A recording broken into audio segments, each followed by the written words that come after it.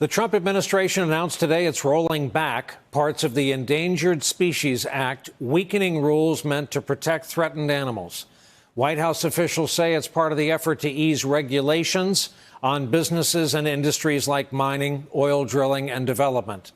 The New York Times reports it this way, quote, "The changes will make it harder to consider the effects of climate change on wildlife when deciding whether a given species warrants protection.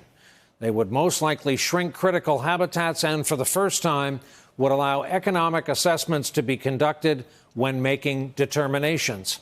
With us tonight to talk about it, Jeff Corwin, wildlife biologist, conservationist, Emmy Award-winning TV host of Ocean Treks. Jeff, what could be the reason for this? Tell us why the average American watching, either at home or perhaps they're on summer vacation tonight, they're watching and they want to know the impact on this, of this on them or their children.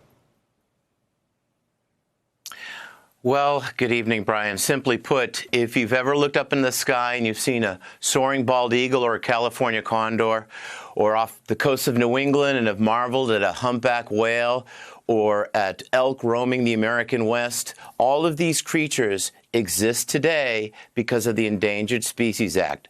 Without the Endangered Species Act, signed into law in 1973, and the ultimate quintessential example of bipartisanship, we would not have these creatures today. There would be no bald eagles alive if it wasn't for this incredibly important movement which saved our nation's wild legacy.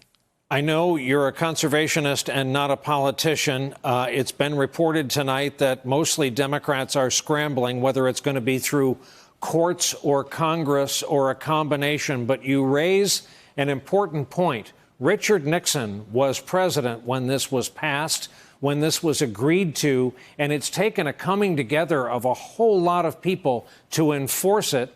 The fact that, as you're discussing, we have these animals alive and among us today. Brian, yes. I mean, imagine that. We can look to Richard Nixon and thank him for securing these symbols of who we are as a nation. The truth is, Brian, the people that will be impacted the most will be our children with the loss and with the emasculation of this incredibly important endeavor, the Endangered Species Act. And I can tell you from my heart that there has never been a presidential administration more willfully, more purposefully negligent when it comes to the stewardship of our natural resources than the Trump administration. They have shown that they put power, politics, and profit above protecting not only the symbols of who we are as a country, but also the natural resources that we depend upon. They've made it clear this is not a priority. They deny the presence of climate change. I'm in Europe right now. Every day I have to try to explain why we've pulled out of the Paris Accord.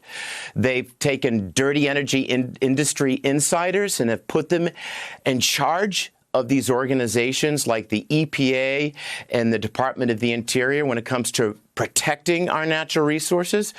David Bernhardt, who is now the Secretary of the Interior, everyone try to wrap your head around this, was a former oil lobbyist.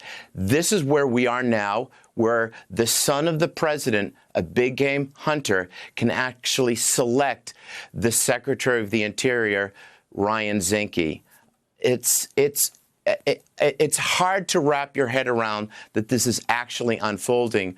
But unfortunately, Brian, we have a radar screen blipping with so many distractions. This issue, so key to the survival of the next generation, is in jeopardy. 30 seconds, Jeff. Do you think they have underestimated the power of those who love the natural world? Well, I have to tell you, Brian, I don't know. I never thought in my lifetime I would see a presidential administration reduce sacred and protected federal landscapes like national monuments.